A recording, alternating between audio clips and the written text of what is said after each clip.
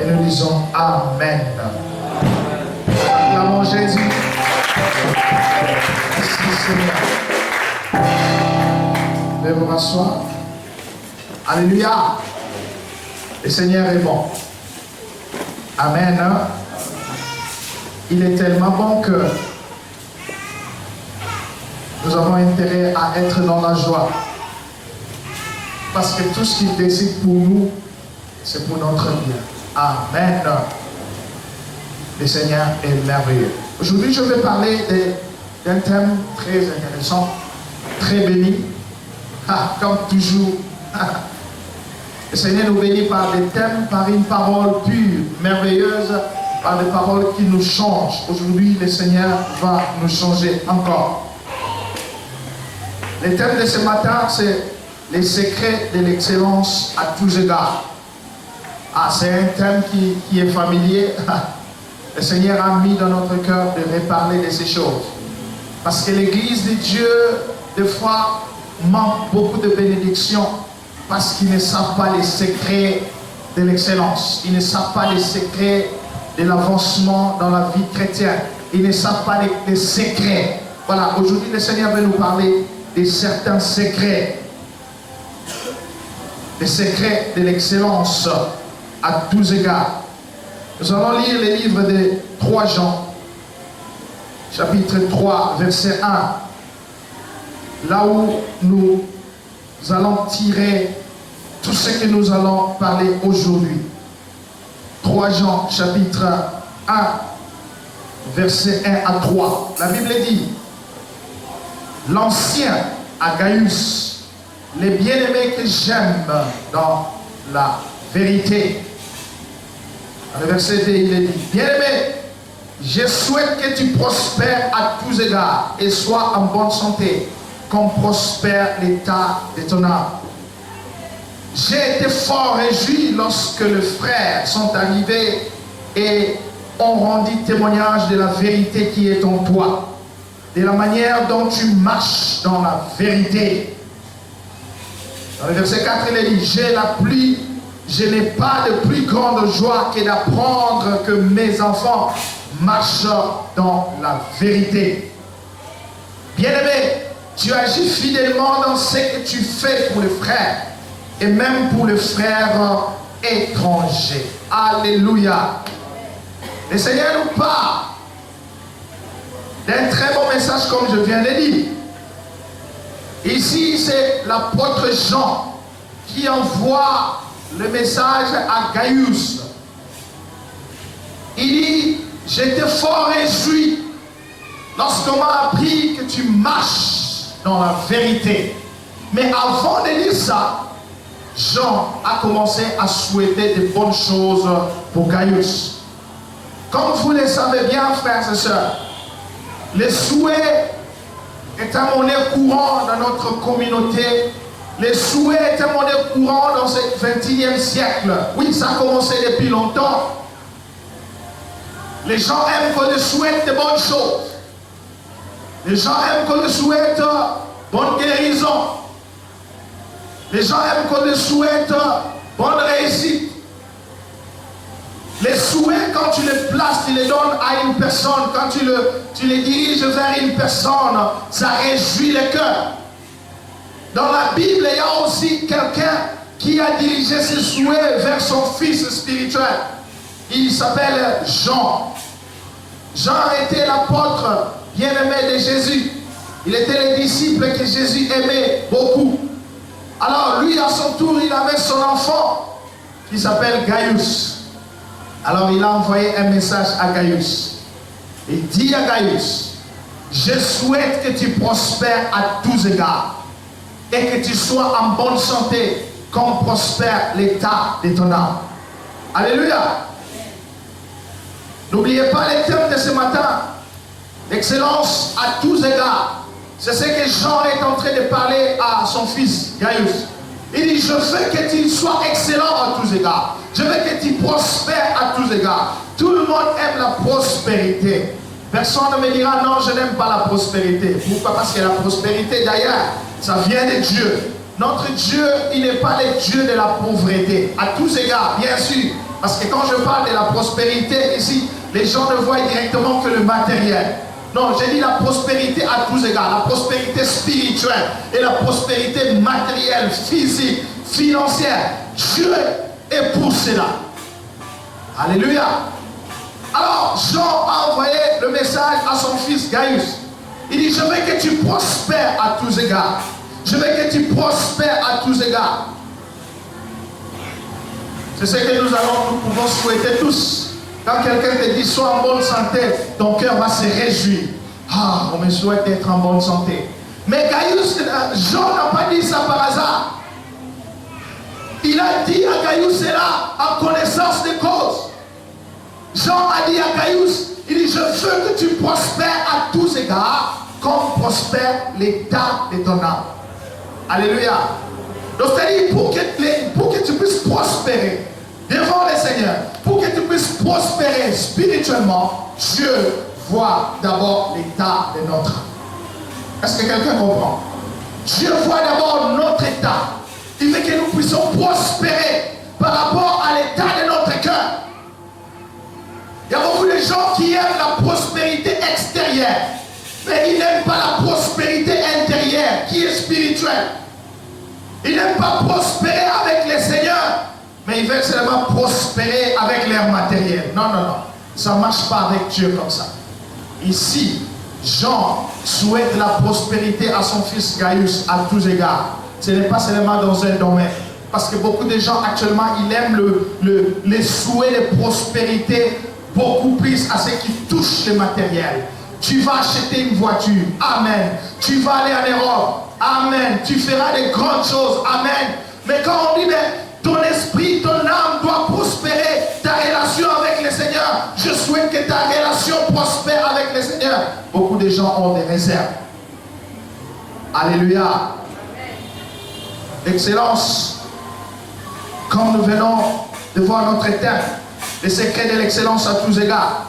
L'excellence vient du verbe exceller, qui veut dire être supérieur. Qui ne veut pas être supérieur? Tout le monde veut être supérieur. Alléluia.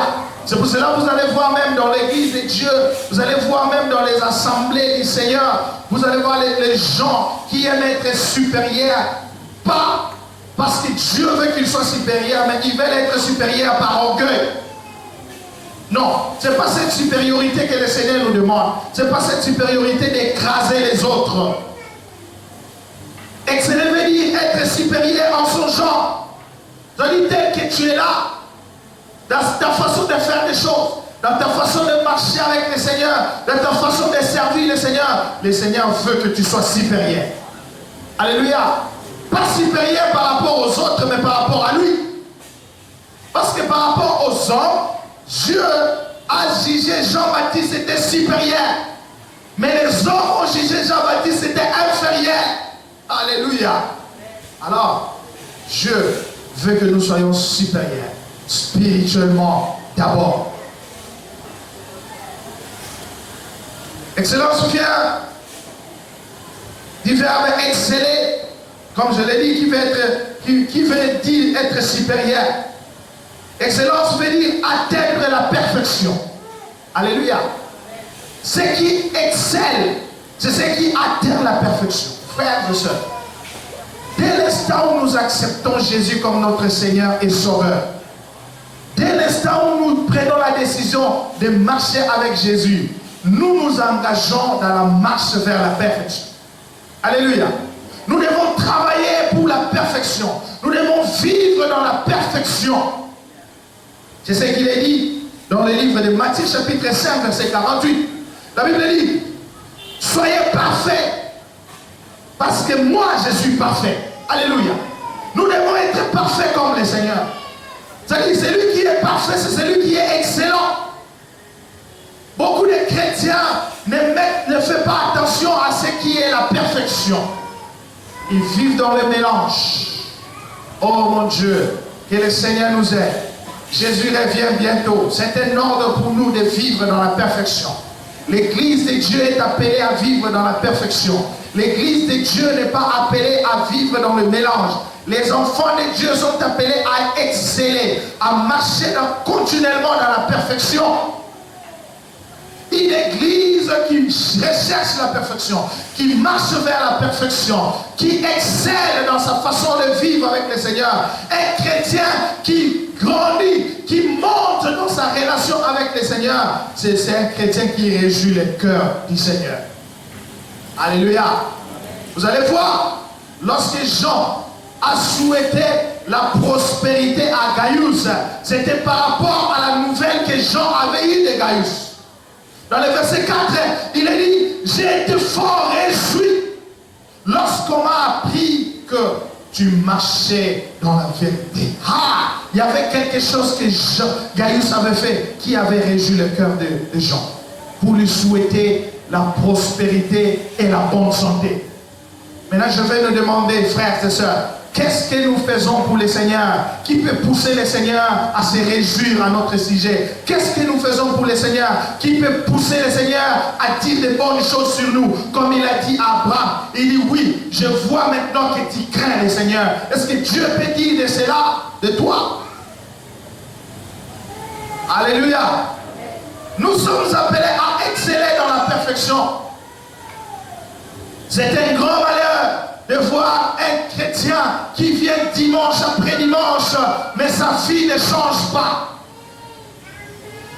C'est un grand malheur de voir une sœur dans le service du Seigneur qui est là dimanche après dimanche, mais on ne peut pas voir les brins de la perfection en elle.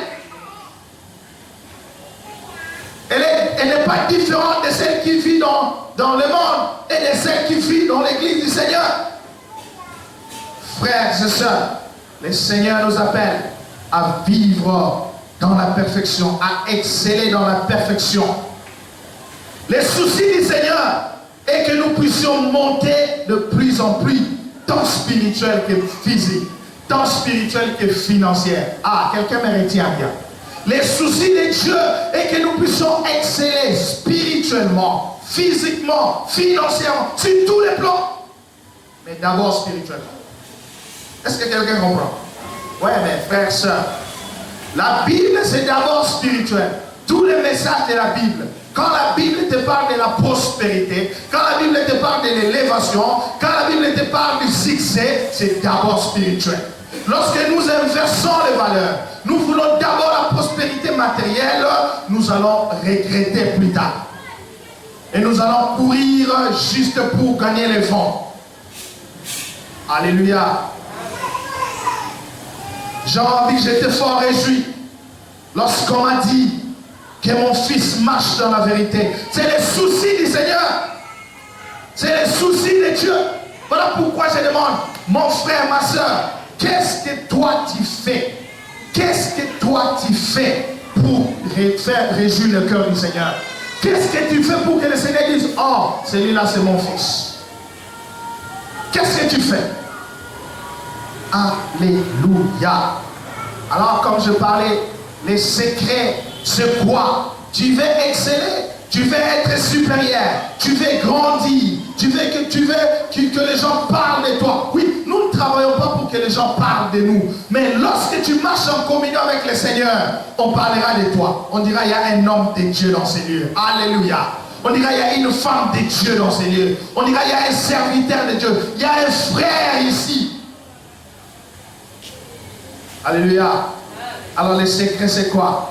Tu veux la prospérité? Tu veux l'élévation? Parce que c'est ça, tout le monde, actuellement le message dans le monde, l'élévation, la percée. Nous ne sommes pas contre tout ça. La percée, la délivrance, la domination. Nous ne sommes pas contre tout ça. Mais d'abord, le cœur. C'est pour cela que Jean dit, je veux que tu prospères à tous égards, comme prospère l'état de ton âme. Nous devons veiller sur l'état de notre âme.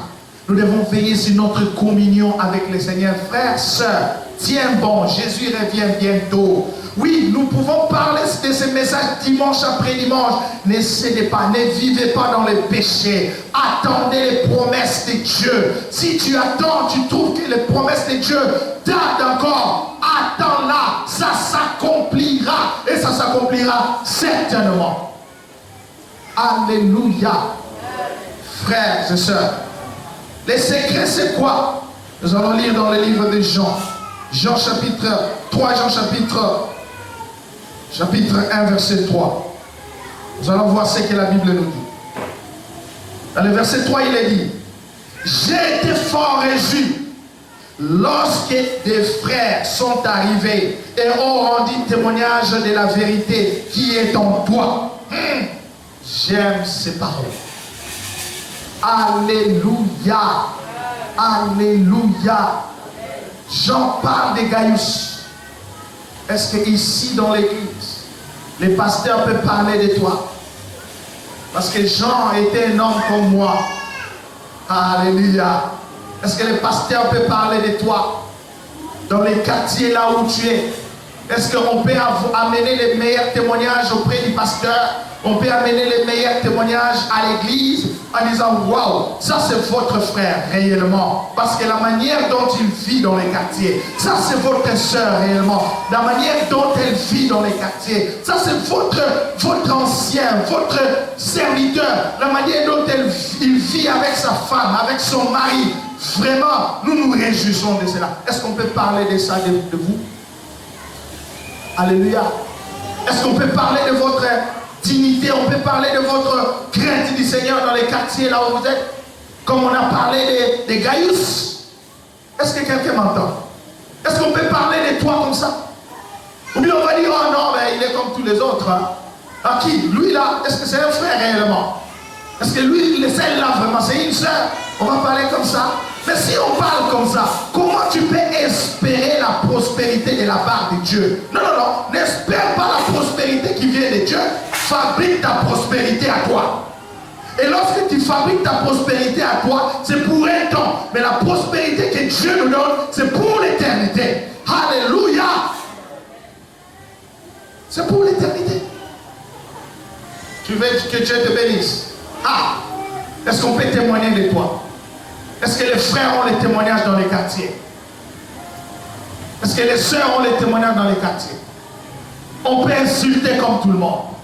On peut chamailler comme tout le monde. Mais les dimanches, on est sœurs. On peut vivre dans l'impudicité comme tout le monde. Mais les dimanches, on est sœurs. On est frères. On peut même se prostituer. Mais les dimanches, on est sœurs dans l'église. Et à la limite, on peut même avorter. Mais on est frères, on est sœurs dans l'église. Comme ça, tu veux la prospérité dans ta vie. Tu veux que Dieu te donne la prospérité. Tu veux exceller, tu veux monter. Voilà pourquoi tu ne montes pas. Frères et sœurs, je vais nous dire une vérité. Je ne pense pas que quelqu'un va me contredire. Tout enfant de Dieu qui entre dans la vie de la marche avec le Seigneur, jour après jour, on va voir l'évolution dans sa vie. Alléluia. Sa manière de servir va changer. Sa manière d'aimer, de soutenir va changer. Sa manière de parler va changer. Tout enfant de Dieu. Mais toi, tu es là. Depuis que tu es là, qu'est-ce que tu es devenu?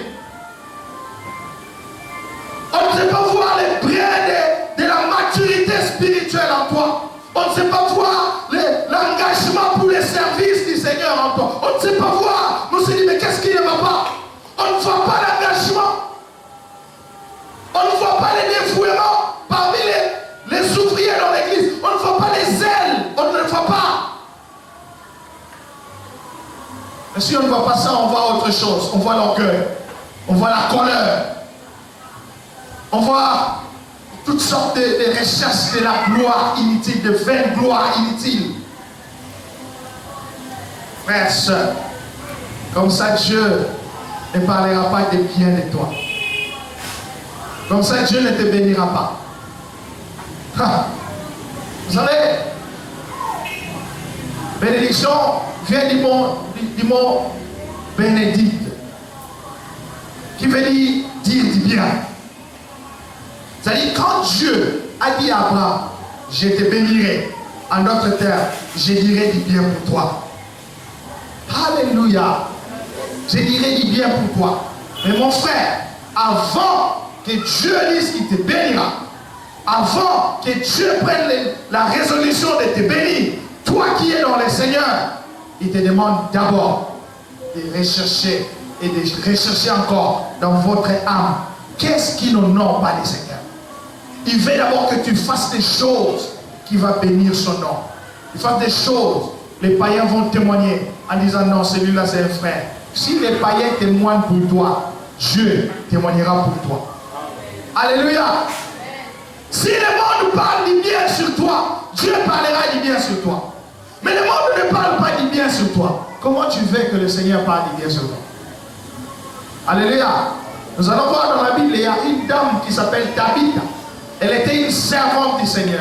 Elle soutenait l'église de Dieu. Elle partageait avec les gens. Elle était une femme exemplaire, respectueuse.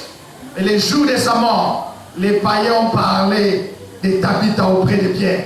Il dit non, regarde, ce que nous mettons sur notre corps, c'est Tabitha qui l'a fait. On n'a pas payé de l'argent. Elle nous a donné gratuitement. L'autre qui vient, oh Tabitha, moi je n'avais que 10 francs. Mais le vêtement était 100 francs. Elle a dit non, ça ne fera rien. Donne-moi ces 10 francs, je te les donne. Pierre fait quelque chose. Quand les hommes ont parlé des biens de Tabitha, Dieu a parlé des biens de Tabitha. Alléluia. Alors là, je ne vous dis pas de courir pour faire des choses qui pousseront les gens à parler des biens de vous, même si ce sont des péchés. Parce qu'il y a beaucoup de gens qui recherchent la gloire des hommes. Il fait que les hommes les acclament. Il fait que les hommes les félicitent. Non, non, non. Pas cette manière-là de parler de toi que je parle.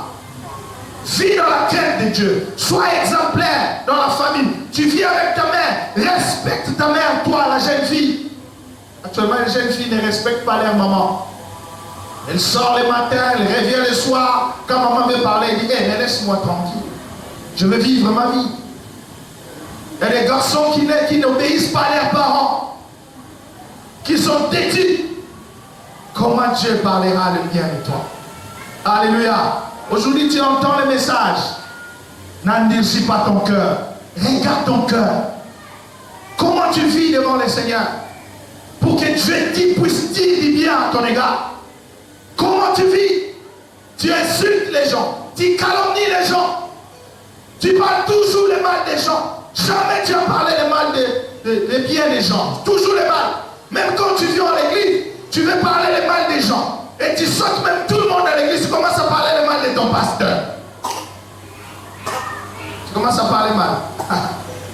Alors et puis tu vas dire, Seigneur, bénis-moi, je veux la prospérité. Non, non, non, non, non, non, non. Fais quelque chose pour le Seigneur. Ah, je vais vous dire une chose. Ce n'est pas les œuvres. Ce n'est pas les œuvres qui nous donnent le salut. La Bible dit, notre justice est comme un vêtement souillé. Parce qu'il y a beaucoup de gens qui ne veulent pas recevoir Jésus dans leur vie, mais qui veulent seulement donner les dons dans des hôpitaux, les dons dans des orphelinats, les dons par-ci, par-là. Ils veulent donner les dons. Non, ce n'est pas ça qui vous donneront le salut. Le salut, c'est en Jésus et en Jésus seul. Parce que la Bible dit qu'il n'y a de salut en aucun autre nom. Car il n'y a aucun autre nom qui a été donné parmi les hommes par lesquels nous pouvons être sauvés. C'est le nom de Jésus. Alléluia. C'est le nom de Jésus qui nous donne le salut. Alors, lorsque nous acceptons Jésus dans notre vie, c'est ainsi que nous allons faire du bien. Ne dis pas, oh, Jésus déjà me suffit. Je ne vais plus faire le bien. Jésus déjà me suffit. Non, non, non, non, non. Frère, soeur, lorsque tu acceptes Jésus, fais maintenant des choses qui vont toucher le cœur de Dieu. Qu'est-ce que tu fais pour toucher le cœur de Dieu? Tu fais l'excellence. Le secret, c'est cela. Qu'est-ce que tu fais? Gaius a dit, je n'ai pas plus grande joie. Dans le verset 3, il est dit, j'ai été fort réjoui lorsque les frères sont arrivés et ont rendu témoignage de la vérité qui est en toi. Est-ce que la vérité est en toi? Frère, est-ce que tu vis dans la vérité? Oh mon Dieu, que le Seigneur nous aide. De la manière dont tu marches dans la vérité. La vérité était en Gaius et Gaius marchait dans la vérité. C'est-à-dire la vie de Gaius était une vie de vérité. Mais combien vous allez voir les frères et les sœurs qui mentent comme ils entendent? Pourquoi mentir? Frère, le dimanche, tu n'étais pas venu à l'église. Pourquoi? J'étais malade. Mensonge. Mais n'étais pas malade. Ma soeur, la semaine, tu n'étais pas venu dans les services. Pourquoi? j'étais envoyé. En réalité, elle était à la maison en train de regarder Novelas. Mensonge. Alors là, tu veux que le Seigneur te donne la prospérité? Ah, mais je vous dis la vérité. Je vous dis la vérité, frère. Je veux que nous marchions dans la vérité. C'est ça les secrets. La Bible dit, j'ai été fort réjoui lorsqu'on m'a appris, on m'a parlé de la vérité qui est en toi. Et combien tu marches dans la vérité. La vérité, c'est ce qui est vrai. La vérité, c'est ce qui est approuvé par les seigneurs. Alléluia. Qu'est-ce que la vérité? La vérité, c'est la parole de Dieu. Alléluia. Jean dit à Gaius, j'étais fort réjoui lorsqu'on m'avait dit que tu marches dans la parole de Dieu. Est-ce qu'il y a des chrétiens qui marchent dans la parole de Dieu? Ou bien ils marchent selon leur vie? Ils prennent des décisions comme ils veulent. Ah, alléluia. Le livre d'Ésaïe chapitre 30, la Bible dit, malheur aux enfants rebelles qui prennent des résolutions dont je n'ai pas part. Malheur aux enfants rebelles qui prennent des décisions sans me consulter. Ah mon Dieu, je bénis le Seigneur parce qu'il y a certains frères dans cette église qui ont compris que prendre les décisions sans Dieu c'est la mort. Mais il y a certains qui sont encore dans le noir. Ils prennent des décisions sans consulter le Seigneur. Je vais faire ceci, je vais engager cette affaire, je vais commencer cette affaire sans consulter le Seigneur. Je vais me marier avec ses frères, je vais me marier avec ses soeurs sans consulter le Seigneur. Malheur. Tu prends des résolutions sans Dieu, malheur. Alléluia. Frères, sœurs, la vérité c'est la parole de Dieu. La vérité c'est quoi? C'est la conduite de celui qui agit et qui parle de sa conscience. Il y a beaucoup de gens quand ils parlent, sa conscience n'est même pas là. Sa conscience lui dit, mais toi tu as menti, mais pourquoi tu parles? Parle avec ta conscience. Quand tu parles, que ta conscience ne te reproche pas. Alléluia. Alléluia. Est-ce qu'il y a la vérité dans ta bouche, frère? Pourquoi mentir? Où est-ce qu'on va t'amener? On va t'amener en prison? Beaucoup de gens qui mentent sont des orgueils. Que Dieu nous délivre de mensonges. Je crois dire à ton voisin que Dieu te délivre du mensonge. Dis-le comme ça. Oui, mais écoutez. Les mensonges viennent du diable. C'est lui qui se marche dans le mensonge, c'est-à-dire son père c'est le diable. Mais nous marchons dans la vérité parce que notre père c'est Jésus. Jésus est la vérité. Dans le livre de Jean chapitre 14 verset 6, la Bible dit, je suis le chemin, la vérité et la vie. Alléluia.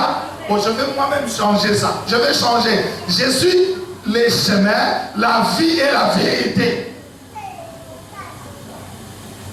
Si tu vis dans la vérité, c'est-à-dire tu marches avec Jésus. Si tu vis dans la vérité, tu auras l'audace de te tenir devant le Seigneur dans la prière sans que ta conscience te reproche. Il y a beaucoup de gens qui vivent dans les mensonges. Voilà pourquoi ils ne savent pas prier. Ils ne savent pas. Ils ne peuvent pas prier. Pourquoi? Parce qu'il y a les mensonges en eux. Proverbe 4, 24. Écoutez ce que la Bible nous dit. C'est ce qui est les mensonges. Proverbe 4, 24. La Bible dit ceci, très important. Écarte de ta bouche la fausseté, les mensonges. Écarte de ta bouche la fausseté. Éloigne de tes lèvres les détours. Alléluia. Écarte de ta bouche. Il y a beaucoup de femmes qui mentent leur mari pour des petites choses, pour des vanités. Comment est-ce que, combien on vend ces pièces de, c'est pas moi, de anglaises et autres. Ah mais c'est 100 $, en réalité c'est 20 $. Mensonge. Combien de femmes qui trompent leur mari par rapport à la layette? Mais la layette ça peut coûter combien? Je vais acheter les choses pour notre enfant qui vient. Ah ça peut coûter 300 $. Mais en réalité ce n'est que 50 $. Non, je ne dis pas ça. Les c'est pas 50 $, franchement. Alléluia. C'est pas 50 $. Je le sais bien parce que moi-même je l'ai fait avec ma femme. On est parti, on a acheté. Je connais bien les prix. Et surtout si nous partons là, à l'avenue Cato, là les choses sont moins chères. On prend beaucoup d'histoire à moins de 100 $. Moi je sais, ne croyez pas que je ne sais pas. Il y a beaucoup de femmes qui trompent les maris. C'est combien? 300 $. En réalité, c'est 100 $. La Bible dit, écarte la fausseté de ta bouche. Écarte les mensonges de ta bouche. Les mensonges viennent du diable. Jésus a dit aux pharisiens, vous mentez parce que votre père est le diable. Il a été menteur dès les commencements. Pourquoi mentir? Pour des petites choses, tu viens en retard à l'église. Pourquoi tu es venu en retard? Oh non, la moto que j'avais pris avec on une panne. Mensonge. Tu vis dans les mensonges à gauche, tu vis dans les mensonges à droite. Et puis tu vas venir dire, Seigneur, bénis-moi. Dis-lui bien à mon égard. Je vais prospérer, je vais exceller. Non, Jean dit à Gaius, je veux que tu prospères à tous égards et que tu sois en bonne santé. Comment? Comme prospère l'état de ton âme. Comme prospère ton cœur. Si ton cœur prospère, un cœur qui prospère, c'est un cœur qui est en relation avec le Seigneur. Un cœur qui prospère, c'est un cœur qui marche selon la parole de Dieu. Un cœur qui prospère, c'est un cœur qui marche dans l'obéissance. Il n'y a plus d'obéissance dans les églises. Il n'y en a plus. Il n'y en a plus ce qu'on appelle l'obéissance. Il n'y en a plus. En vivant seulement comme ça, on fait des fausses factures. Oh Seigneur, aide-nous. Pourquoi? La Bible dit que sert-il à un homme de gagner le monde si personne n'a? Notez que la joie du pasteur à l'égard des ouvriers dans l'église est de les voir en train de mettre en pratique tous les enseignements qu'on vous donne.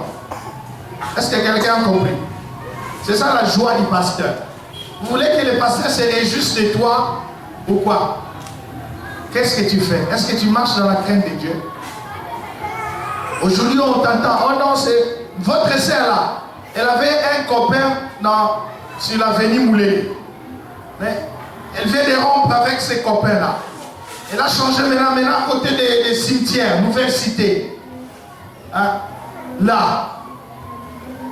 Alors, tu veux que le pasteur se réjouisse de toi? Mais sache que lorsque le pasteur se réjouit de toi, c'est Dieu qui se réjouit de toi aussi. Ah, mais c'est ça. Quelle mauvaise nouvelle sur les sœurs et les frères? On l'a vu ici, on l'a vu là-bas. Quelle mauvaise nouvelle?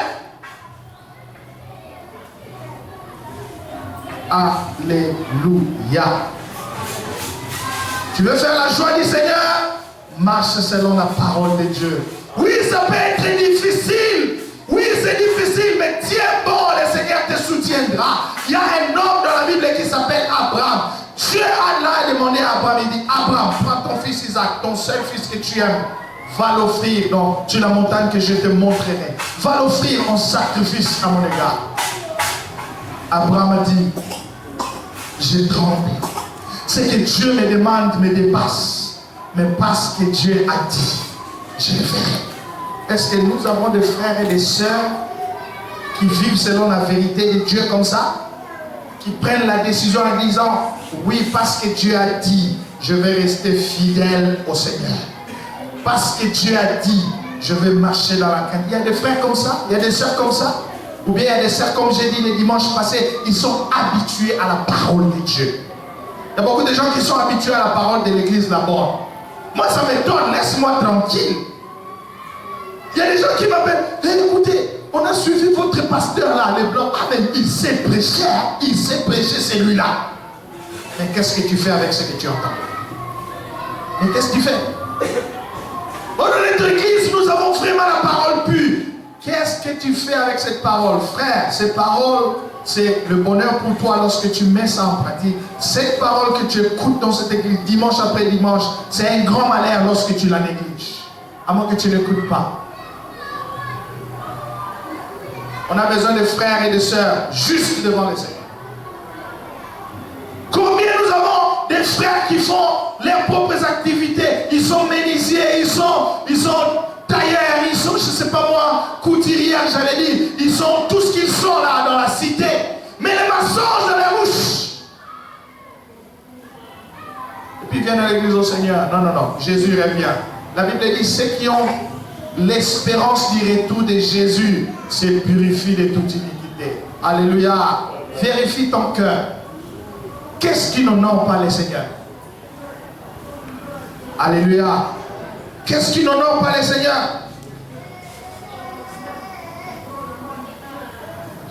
Ce qui a poussé Jean, l'apôtre, à déclarer de bonnes choses sur Gaius, c'était l'état d'âme de Gaius. C'était les témoignages de Gaius.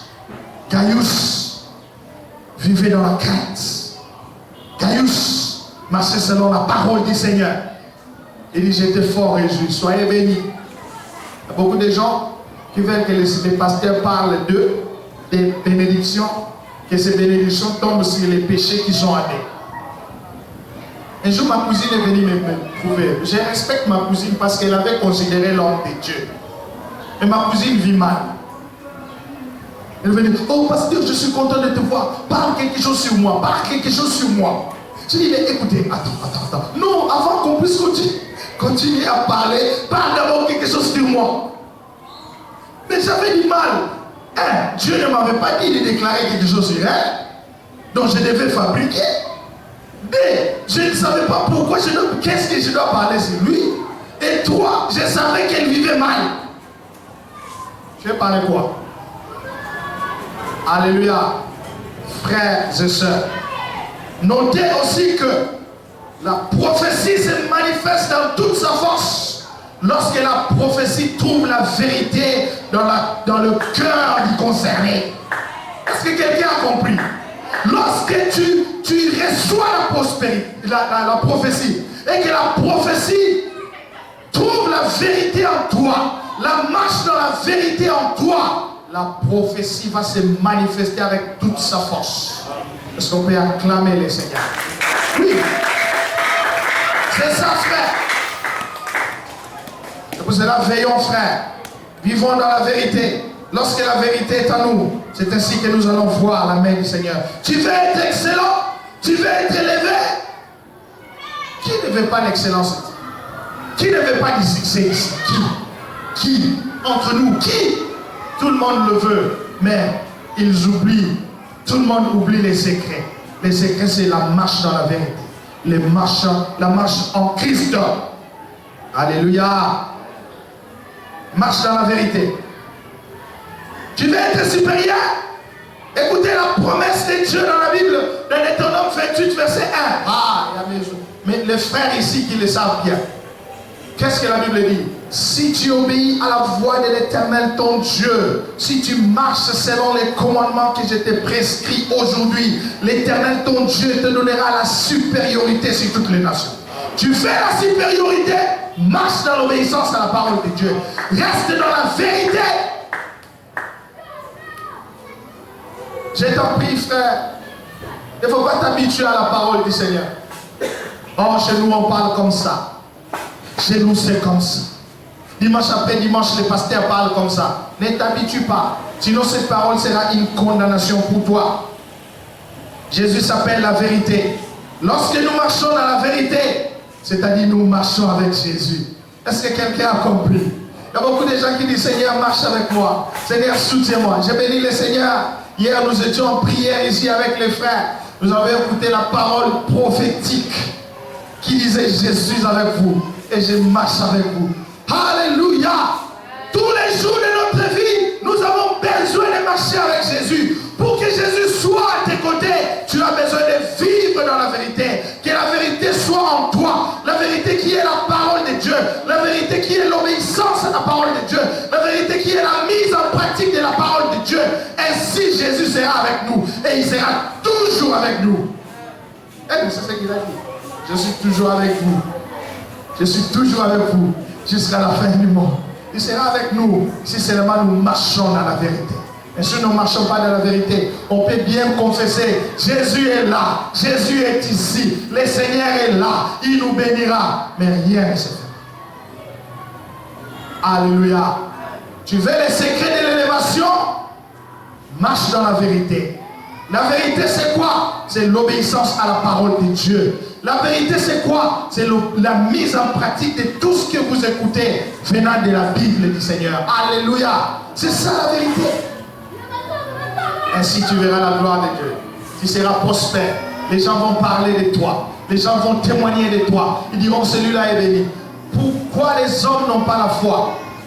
On a besoin des hommes et des femmes, des frères, des jeunes qui tiennent fort, qui disent je ne pécherai pas. Regardez Joseph. Est-ce qu'on peut avoir des Joseph aujourd'hui? Joseph marchait dans la vérité, il marchait dans l'obéissance à la parole de Dieu. Les jours où la femme de Potiphar est venue le solliciter, Joseph a dit non, comment pécherai-je, commettrai-je un si grand péché contre mon Dieu et contre mon chef? La femme de Potiphar a dit non, ça ne suffit pas, je vais t'attraper par force. Joseph a laissé les manteaux et il a fui en toute vitesse. Est-ce que toi, frère, soeur, maman, papa, lorsque les péchés arrivent, tu fuis ou bien tu embrasses les péchés? Non seulement tu embrasses les péchés, mais tu entretiens les péchés. Tu veux qu'ils soient là. C'est pour cela que j'ai dit toujours aux frères et aux sœurs qui veulent passer par les eaux de baptême, qui ont dit j'accepte Jésus, je leur demande, est-ce que tu as des relations qui n'ont pas le Seigneur? C'est-à-dire tu as un copain, une copine. Il y a certaines qui me disent oui, j'ai une copine. Je dis mais qu'est-ce que tu dois faire? Il y a certains qui me disent rapidement oui, j'abandonne, je vais marcher avec mon Seigneur. J'ai dit frère, que Dieu te bénisse. Il y a certains qui disent oh, je ne saurais pas abandonner. J'ai dit prends la décision. Parce qu'on n'a pas de frère qui peut prendre la décision pour le Seigneur. Il m'a dit, mais je vais commencer comment? J'ai dit, commencer comment? Toi, tu deviens enfant de Dieu pour rompre une relation qui va t'amener à l'enfer. Tu dis, je vais commencer comment? Ah, tu vas commencer comment? Il est vers l'enfer. Jésus revient bientôt. Marchons dans la vérité. Jésus est la vérité. Alléluia. Laissons notre tête dans la prière. Alléluia, alléluia, alléluia, alléluia. Merci Seigneur, merci Jésus, merci Jésus, merci Jésus.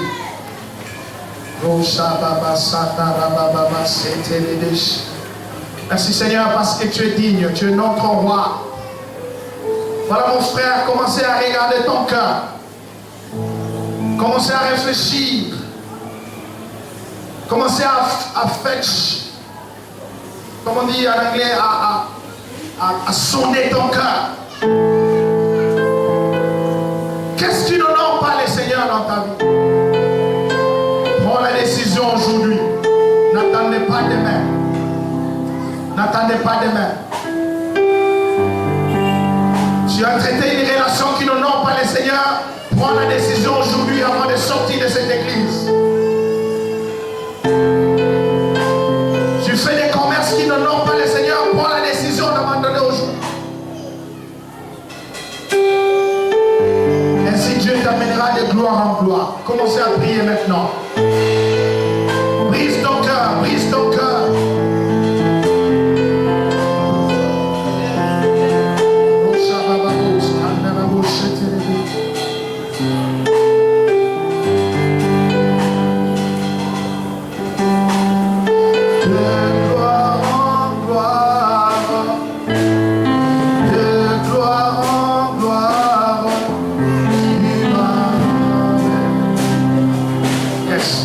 Tu m'as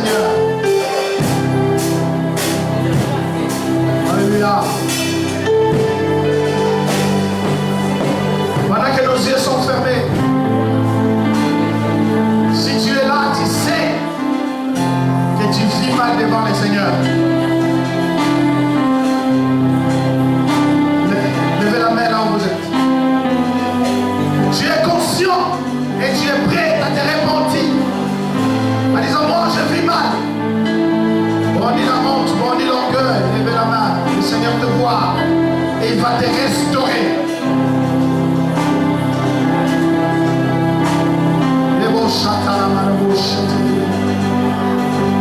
Lève bien la main devant les seigneurs, il te voit. Dis Seigneur, c'est moi, je vis mal, pardonne-moi. Je vis mal, Seigneur, pardonne-moi. Et il t'amènera dans la hauteur. Alléluia. C'est ceux qui se confient en lui. C'est-à-dire ceux qui marchent dans l'obéissance à sa parole. Ils prendront des ailes comme des legs. Ils prendront d'un vol comme des legs. Ils marcheront sans se fatiguer. Alléluia. Il est merveilleux, Seigneur. Merci, Seigneur. Seigneur, bénis ton enfant qui a manifesté cette volonté. Il a dit, moi, je marche mal devant le Seigneur. Je vis mal devant Dieu. Pardonne-moi, Seigneur, pardonne-les. Pardonne-les, s'il te plaît.